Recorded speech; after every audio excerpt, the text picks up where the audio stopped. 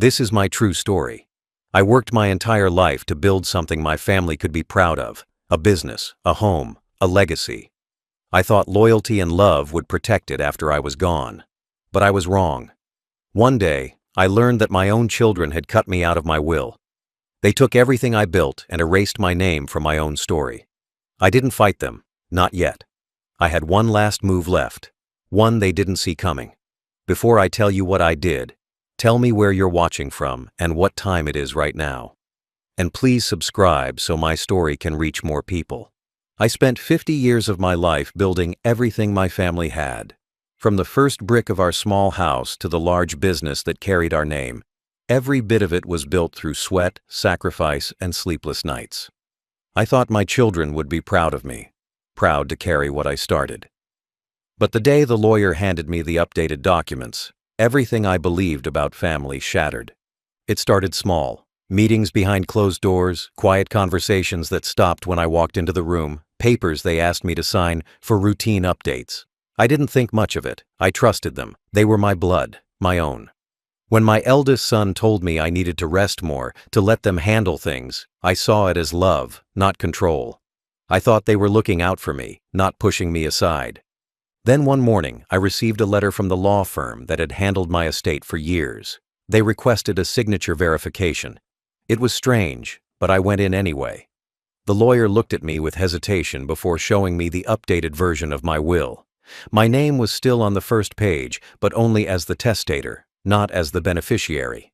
Every asset, every property, every company share had been reassigned. My signature was there, but I knew instantly. I never signed that page. My hands trembled as I looked at it. The lawyer said he assumed I had approved the changes since my children had submitted the paperwork together. They had claimed I wanted to transfer control early, for convenience. I couldn't speak. I just nodded and left. Outside, the world felt different, colder, smaller. I sat in the car for an hour, staring at the paper in my hands, realizing what had just happened. My children, the same ones I carried on my shoulders, the ones I fed when I went hungry, had erased me from my own legacy. That night, I didn't say a word. I sat at the dinner table, watching them talk about money, travel, business plans, all funded by the empire I built. They laughed, called me old man, told me to relax. They thought they had won. They thought I was too weak, too tired to fight back. But I wasn't angry, not yet. I was heartbroken. Anger fades, but heartbreak sits quietly, waiting for a moment to act. I spent the next few days pretending everything was fine. I smiled when they joked. I listened when they talked about future plans. But behind those smiles, my mind was working. I started remembering every time they told me to trust them, every time they said, "Don't worry about the details." I had ignored the warnings, the hidden tension, the impatience in their voices whenever I asked questions. I had mistaken manipulation for care. The betrayal wasn't just about the money. It was about what it meant, that love, in their eyes, had conditions, that I was useful only as long as I provided. The moment I stopped, I became an obstacle. They didn't even have the decency to wait until I was gone. They wanted me out while I was still alive, a ghost watching strangers divide what I built. I sat in my study that night and went through every old photo, every letter, every document. For the first time in my life, I felt completely alone. The family I built didn't exist anymore. It was just people. People wearing familiar faces, speaking words I no longer trusted. But even then, I didn't let bitterness win. I knew what I had to do. If they wanted to cut me off, I would let them believe they had succeeded. But the final say, that would still be mine. I would make sure that when I was gone, they would finally understand what they had done. They took my will from me, but they couldn't take my voice, not yet. The realization didn't come all at once. It crept in slowly, like water seeping through cracks until everything inside was soaked in truth. I replayed every moment of the past few years, every meeting, every signature, every time they smiled at me while quietly taking control of my life. It wasn't just one of them. It was all of them. My son, my daughter, even my eldest grandson who worked in the company. They had all been part of it. The plan wasn't spontaneous. It was careful, deliberate, and patient. They called it taking responsibility. They said it was for my health, for my peace of mind, but all of it was a lie. I remembered the day my daughter brought me forms to sign, telling me they were for business continuity. I had signed them because I trusted her handwriting more than my own. I didn't read the fine print. I couldn't have imagined that those signatures were the start of my own disappearance. I was handing away not just assets but identity, everything I had worked for. After I saw the forged documents, I began to test them quietly. I asked small questions, things I already knew the answers to. How are the company finances? Did we finalize the deal with the supplier? They responded with vague answers or changed the topic. They had built a wall around me, emotional and financial, and every word they said now sounded rehearsed. The hardest part wasn't the betrayal itself. It was realizing that I had ignored the signs. My wife had warned me years ago before she passed. She once said, "When people start treating you like a child, be careful. They're preparing to take your place." I had laughed at the time, proud of our family, believing love was stronger than greed. But now, sitting in the quiet of my study, I understood what she meant. I began to look deeper into the accounts, using old passwords they didn't think I remembered. My suspicions were confirmed. My personal savings were drained. Properties were transferred for tax purposes. The company board had been rearranged with my children in executive positions, my name reduced to founder, retired. I had become a guest in the empire I built. Every dollar they earned now came from my signature, the one they forged. But even in that moment of clarity, I didn't shout, I didn't accuse. I had learned that silence can be more powerful than confrontation. I began keeping records of everything: dates, copies, letters, notes from meetings. I wasn't planning to fight in court. I was planning something far greater. I wanted truth to outlive me. I wanted them to face what they had done, not while I was alive, but when I could no longer defend myself. That was the only way they would listen, when the guilt had no one left to argue with. At night, I lay awake wondering how love could turn into greed so easily. Was it my fault for giving them too much? Did I raise them to believe that money mattered more than respect? Or was it human nature, to forget the hands that built your foundation once you stand taller than them? Those questions haunted me, but they also gave me purpose. The more I thought about it, the clearer my next step became. I realized that if they could erase me from my own will, then I could rewrite my story from the grave. I would leave behind something they couldn't edit or destroy. They could take my wealth, but they couldn't take my words. That became my mission, to use my last act as a father not for revenge, but for justice. To leave a message that would pierce through their greed and expose the truth they buried. So I called my lawyer again. Not the one they knew. My old friend. The one who handled my earliest contracts. The man I trusted more than anyone left alive. I told him everything. He didn't interrupt, didn't pity me. He just said, "We'll make this right." That day, the plan began. They thought they had silenced me forever, but they didn't realize that sometimes the loudest voice a man has is the one he leaves behind. After I discovered what they had done, I said nothing. Silence became my weapon and my protection. I pretended everything was fine. I smiled at breakfast, nodded during their meetings, listened to their plans for the future they thought no longer included me. I let them believe they had won. I had learned that when people think they've taken everything from you, they stop watching closely. That's when you can move freely. Every night, I sat at the dining table surrounded by the same people who had betrayed me. They talked about profits, new houses, vacations, and investments. They laughed loudly, so sure of themselves. I looked at each of them and remembered the children they once were. The ones who ran to me when they fell, who cried for my comfort, who promised they'd never leave me. Now, those faces looked unfamiliar. Their eyes were full of greed, not love. But I didn't argue. I didn't even let my voice rise. I realized the most powerful man in the room isn't the one who speaks the loudest. It's the one who listens quietly while everyone else reveals who they truly are. Days turned into weeks. My silence began to bother them. They started asking questions, small ones at first. "Are you feeling okay? You've been quiet lately."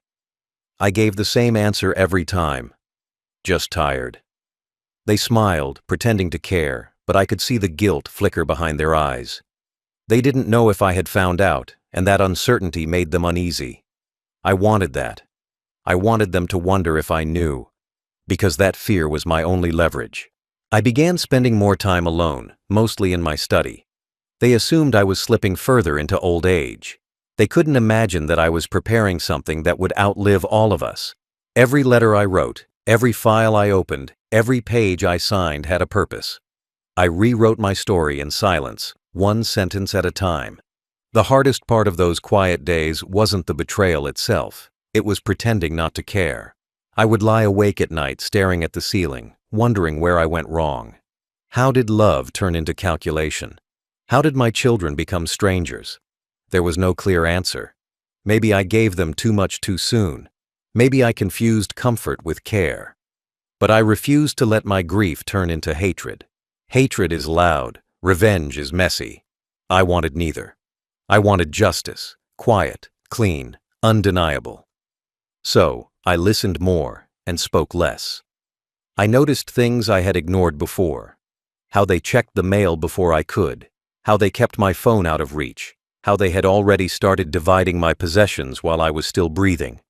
They underestimated me because of my age. They thought an old man's silence meant weakness. They didn't understand that silence, in truth, can be the sound of strength. Even my grandchildren noticed something was different. They asked why I didn't join the family dinners anymore. I told them I was working on something important.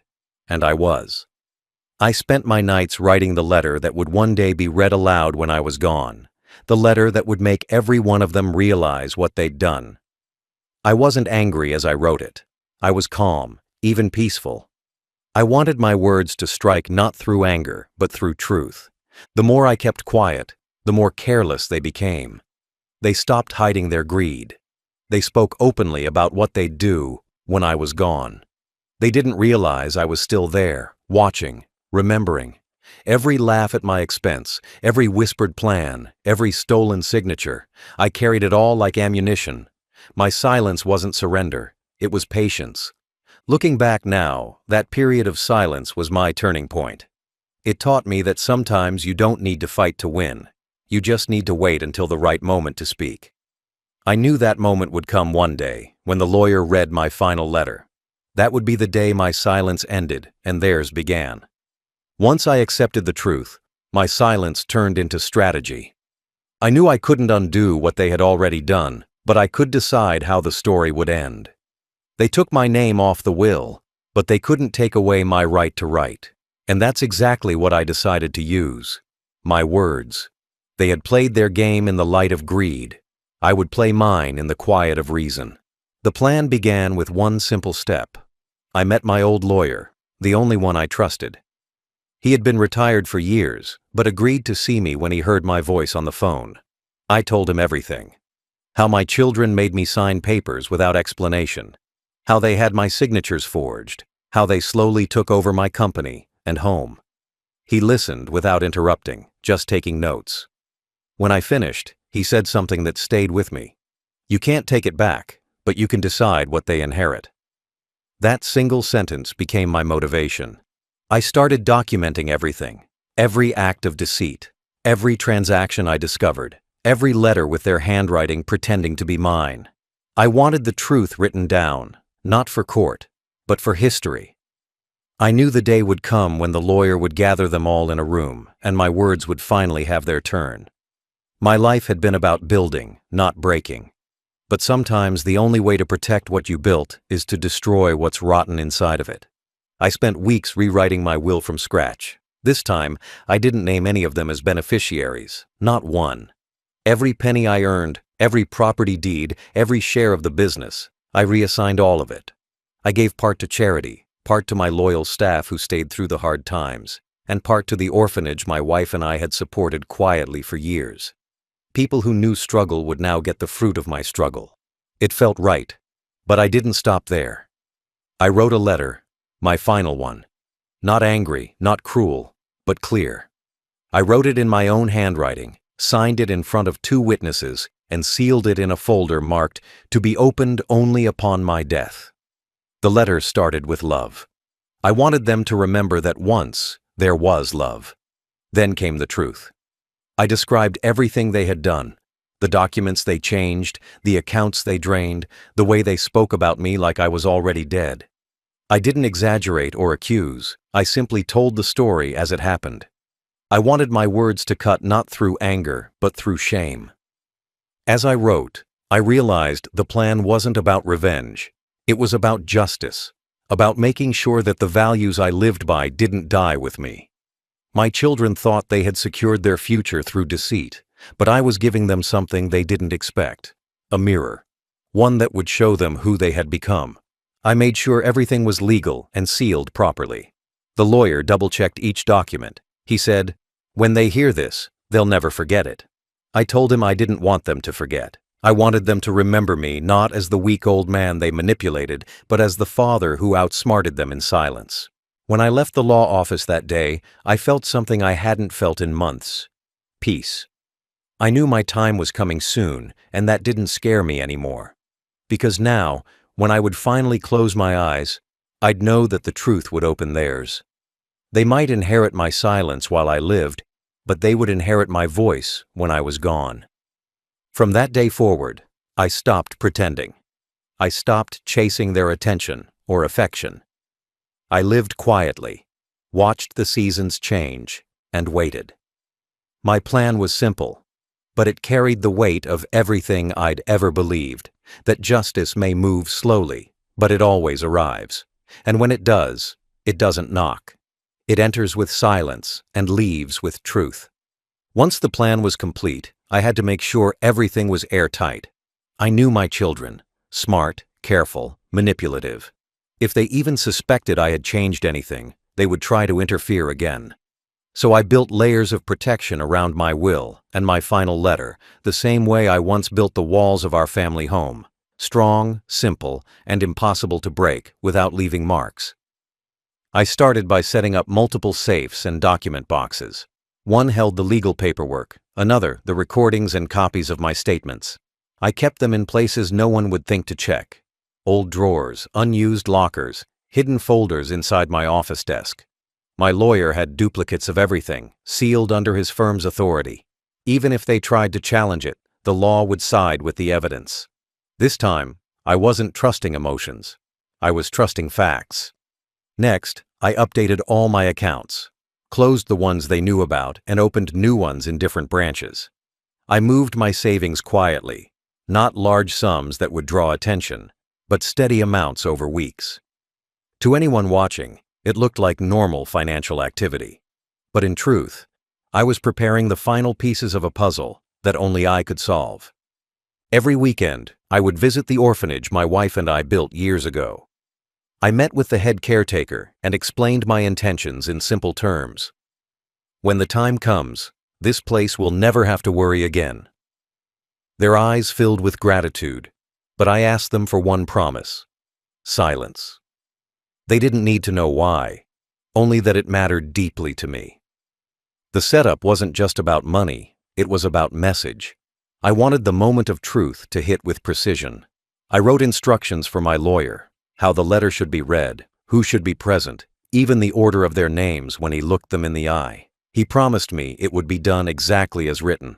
The day I signed that letter, I felt something lift off my shoulders. It was like releasing years of disappointment, anger, and pain into something that finally had purpose. Still, I played my role at home. I acted forgetful when they asked about documents, confused when they spoke about finances. I nodded when they discussed taking care of things. I let them think they were in full control. They didn't realize that every moment they underestimated me made my setup even stronger. They were too busy planning their future to notice I was rewriting their ending. At night, I'd sit in my study and stare at the framed photo of my family, my wife's gentle face, my children's young smiles, before greed, before deceit. I wondered what she would say if she could see them now. But deep inside, I believed she would have approved of what I was doing. This wasn't vengeance, it was correction. A way to restore the balance they destroyed. I also left something extra for them, a trail. Small hints in the house, small reminders of my presence. A few old notebooks, a few dated letters, a few photos with messages written on the back. I wanted them to remember that the man they dismissed as weak was the one who built everything they had. And when the lawyer's reading day came, I wanted that realization to break them, not because I wanted their pain, but because I wanted their truth. The final part of the setup was emotional. I forgave them, not out loud, but in my heart. Because carrying bitterness would have poisoned the purity of what I was doing. I wasn't punishing them. I was freeing myself. The will and the letter weren't acts of revenge. They were acts of closure. My silence had built the plan. Now, my faith would complete it. By the time everything was arranged, I slept better. I stopped fearing death. I knew that one day, when my time came, they would sit in that cold office, expecting wealth, and instead receive the truth. And that truth would echo in every corner of their lives, not shouted, not screamed, but read calmly by a lawyer's voice, carrying the power of a father who refused to be erased. The day arrived quietly, just as I knew it would. I was long gone by then, but everything was already in motion. My lawyer followed my instructions exactly. The family received letters calling them to the office, my children, their spouses, even my grandchildren.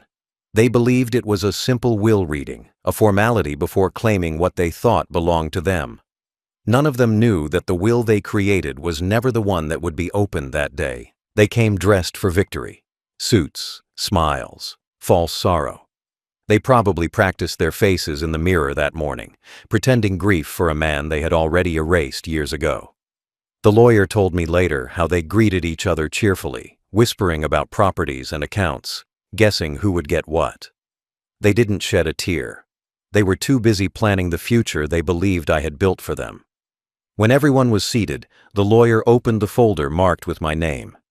My letter was inside, sealed with the same wax I used the night I finished writing it. He looked around the room, made sure they were ready, and said, "This is a personal statement from your father, written in his own hand." He requested it be read before the official documents. The laughter faded. The air turned still. He began reading. The first words were soft. To my family. I wanted them to hear love first, because that's how I lived. I wrote about our home, the days we shared, the lessons I tried to teach them. I thanked them for the memories we once had before greed took over. For a moment they smiled. They thought it was going to be a sentimental farewell. Then the next line came, and silence filled the room. I wrote, "I know what you did." The lawyer said their faces changed instantly. They glanced at each other, confused, nervous. He continued reading, word by word. I described how they forged my signatures, how they changed documents behind my back, how they took control of everything while pretending to protect me.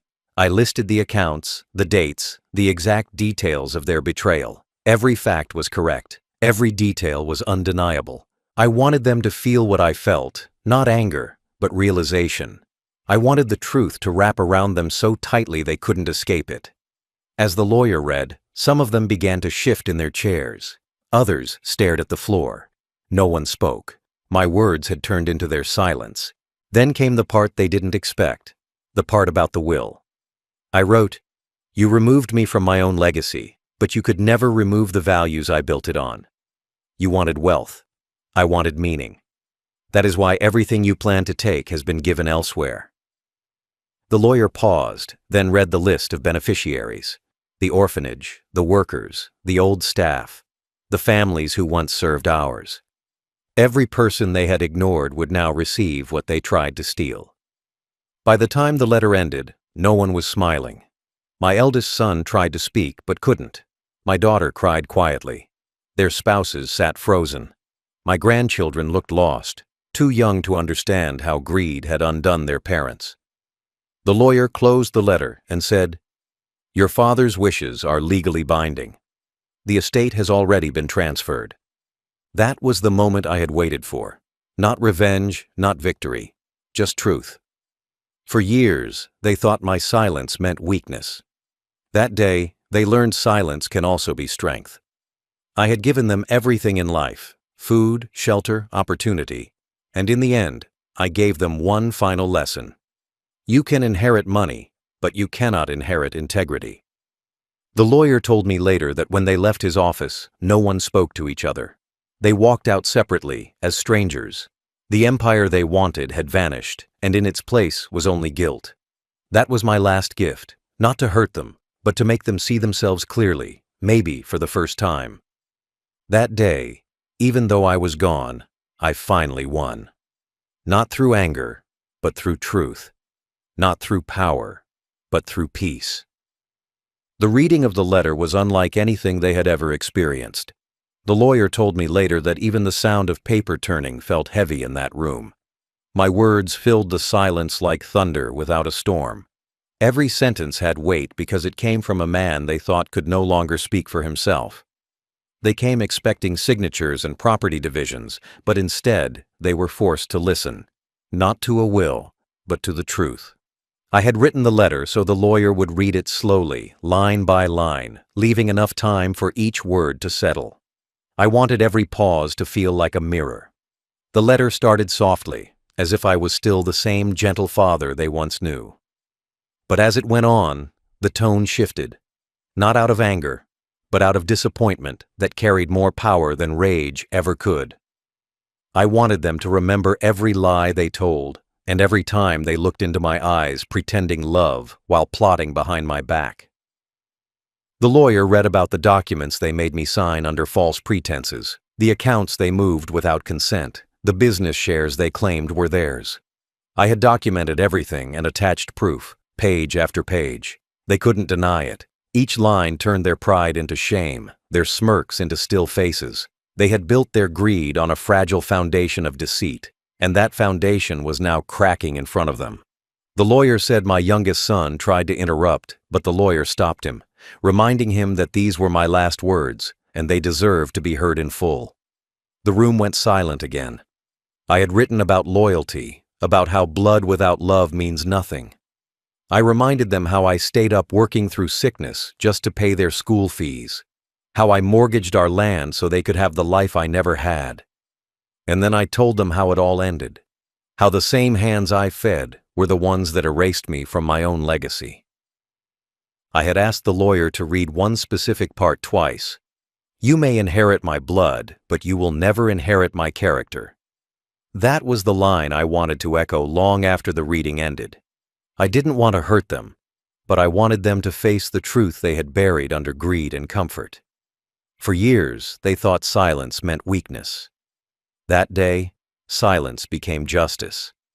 Then came the moment they had been waiting for, the distribution of assets. The lawyer opened the second envelope, the one containing the real will. He explained that everything had been reassigned before my death, every account closed, every property legally transferred to others. My family expected numbers and deeds. What they received was a list of names they didn't recognize: workers, drivers, caretakers, and the orphanage children who used to smile when they visited. These were the people who had stood by me when my family turned their backs. When the lawyer finished, no one spoke. My eldest daughter began to cry quietly, tears not of grief, but of realization. My sons looked pale, lost, as if the ground had shifted under their feet. Their spouses whispered in panic, asking if there was any way to challenge it. The lawyer said the will was sealed, notarized, and beyond contest. My plan had been foolproof. The reading ended with the last paragraph, my farewell. I wrote, "If you ever wonder why I did this, remember that love cannot live in a house built on betrayal. You took my name from the will, but I took my heart from your inheritance." The lawyer said the room fell completely silent. Some bowed their heads, others simply stared at the floor. They had won on paper once, but they lost in truth forever. That day, the world didn't end for them, but it changed. They left that office not as a family, but as strangers tied together by guilt. My words stayed behind, echoing in the lawyer's office long after they had gone. I wasn't there to see it, but I knew it. I could almost feel the silence, the kind that speaks louder than shouting. When the lawyer reached the section I titled "The Words That Remain," the air in the room changed completely. These were the lines I wrote in the quiet of my final nights, knowing they would be the last time my voice would ever reach them. I didn't fill them with anger. I filled them with truth, plain, sharp, and unforgettable. Every sentence carried the weight of years they could never erase. I wanted my words to live longer than the wealth they chased. I began by reminding them where we came from. I described the first home I built with my hands, the small room where we all once slept together when there was barely enough money for food. I reminded them how we used to share laughter, how we leaned on each other, how we promised that success would never make us strangers. I wanted them to remember the beginning before greed turned that promise into dust. Then I told them what I saw as the years went by, how kindness turned into calculation, how love turned into obligation, how they slowly stopped visiting unless they needed something. I wrote, "I was not blind. I saw the way you looked at my hands when I could no longer sign checks fast enough. I saw the way you whispered when you thought I could not hear. You thought my silence meant I didn't understand. But silence is not weakness. Silence is memory." I explained how the betrayal didn't come from losing money. It came from losing the people I loved most. Money was always replaceable. Family was not. I told them I forgave them, but forgiveness did not mean forgetting. I wanted them to understand that I left this world not as a bitter man, but as a man who refused to let lies define his legacy. The lawyer said he paused as he read the next part because even he could feel the pain behind those lines. I had written, "You removed me from my own will, but you cannot remove me from your conscience. When you close your eyes at night, you will hear my voice, not angry, not cruel, but disappointed, because disappointment is heavier than hate." After that, I turned to the ones who still had time to learn, my grandchildren. I told them not to repeat the mistakes of their parents. I wrote, "If you ever wonder what destroyed this family, remember it was not poverty, not failure, not bad luck. It was greed. Greed is the quiet thief that steals love before it steals anything else." I asked the lawyer to make sure those words were read clearly because they were not meant to punish but to teach. I ended the section with the truth they never expected to hear, that the wealth they had betrayed me for was already gone. Every dollar had been donated, every property transferred to causes that would outlive us all. I didn't want my name to be attached to greed. I wanted it to stand for something pure. I wanted children I'd never meet to eat because of my hard work, for strangers to sleep under roofs my money built. That, to me, was real inheritance. The lawyer told me later that by the time he reached the last line, no one was looking at him anymore. My eldest son had his head in his hands. My daughter stared blankly at the floor. Their spouses avoided each other's eyes. The grandchildren sat in silence, confused, but listening. My words had done what years of speaking could not. They had made them see. I closed that section of the letter with a single sentence I wanted burned into their memory. Family is not about who you share a name with. It's about who stands with you when your name means nothing. That line was my farewell, a truth they could neither buy nor escape. It was the one thing I left behind that couldn't be taken from them. After the reading ended, the lawyer folded the letter carefully, as if it were something sacred. He said no one moved for several minutes. The sound of my voice on paper lingered long after the room fell silent. My words were no longer mine. They had become their mirror. The reaction to the letter was everything I expected, and more. The lawyer told me later that when he finished reading, the room stayed completely still.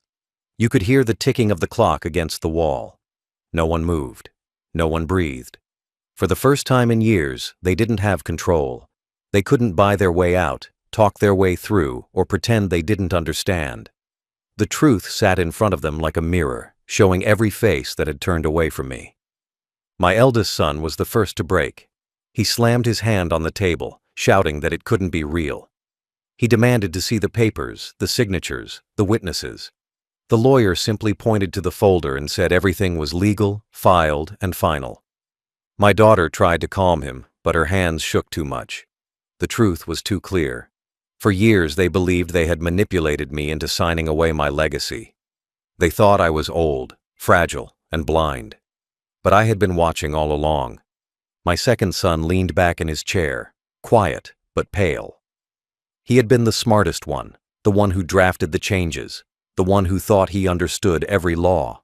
Now he realized that while he was busy deceiving, I was quietly undoing his plan. The irony must have hit him hard. The lawyer reading out loud the very words that proved he had lost everything he thought he'd secured. He didn't argue. He just stared at the floor, as if the ground beneath him had vanished. My daughter-in-law whispered, asking if there was still something left for the family. The lawyer told her no. Every cent had been distributed according to my final wish. She started crying, not for me, but for the lifestyle that had just disappeared.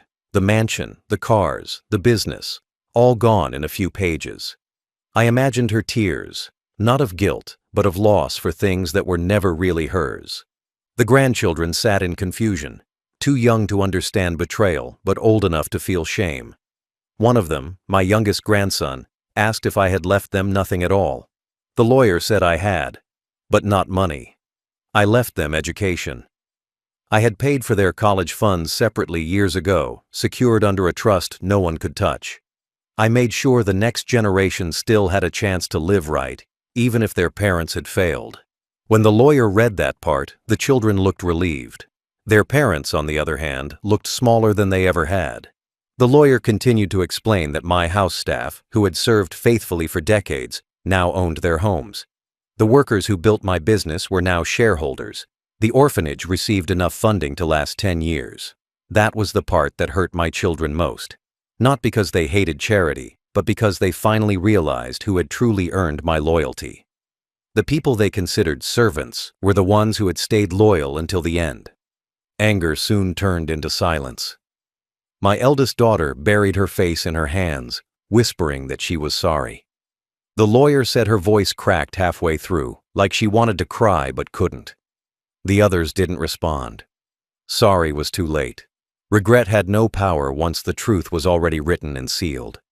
When the reading was over, the lawyer stood and handed each of them a sealed envelope. Inside was a single page, a copy of the line I had written just for them. Family without loyalty is just strangers with matching last names. That was the only thing I wanted them to keep.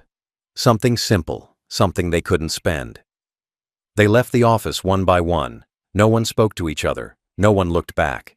The lawyer said it was the quietest ending he had ever seen. That day, the inheritance they expected turned to ashes, and all they had left was a room full of silence and guilt. That silence was my justice. I didn't need to raise my voice, or fight in court, or prove anything anymore. The truth had done its work, and in the end, that truth echoed louder than any revenge ever could. When the lawyer told me later how that day ended, I realized my story had finally closed the way it was meant to. I had lived my life believing that love and loyalty could never be bought or sold, but in the end, I learned they could be tested. And that test had revealed everything. My children had taken my trust and tried to turn it into a contract. But when they tried to erase me, they only erased themselves. What remained was not wealth, but a truth that would outlive all of us. I wanted my legacy to be something that breathed, not something locked inside walls or safes. That is why I left it to the people who understood what hard work and gratitude meant. The driver who stayed up through my hospital nights. The housekeeper who brought food when I was too weak to move. The factory workers who never stole a single tool, even when no one was watching. Those were my family, not by blood, but by loyalty. They inherited not just money, but dignity. The orphanage I funded became the heart of my legacy. I asked the lawyer to visit it after everything was done. When he arrived, the children were laughing, eating, and studying under a new roof paid for by the fortune my own blood tried to steal. That moment meant more than any mansion ever could.